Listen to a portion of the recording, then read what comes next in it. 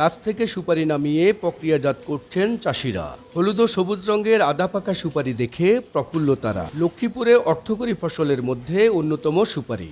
বাড়ির আঙ্গিনায় ও পতিত জমিতে সুপারির বাগান করে ভাগ্য ঘুরেছে অনেকের। এবছর অনুকূল আবহাওয়া ও সময়মতো বৃষ্টিপাত হওয়ায় আশার আলো দেখেছিলেন বাগান মালিকরা। তবে কয়েক দফার বন্যায় বাগানে পানি জমে মারা যায় অনেক গাছ। কিন্তু বাজারে সুপারির দাম ভালো পাওয়ায় খুশি চাষিরা।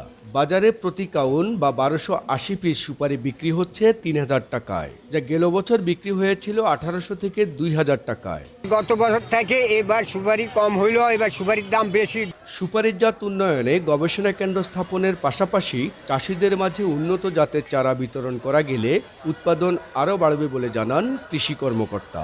জেলায় 7200 হেক্টর জমিতে সুপারির বাগান রয়েছে, যা থেকে 36,000 মেট্রিক টন উৎপাদন লক্ষ্যমাত্রা ধরা হলেও পাওয়া গেছে আরও 4000 মেট্রিক টন বেশি।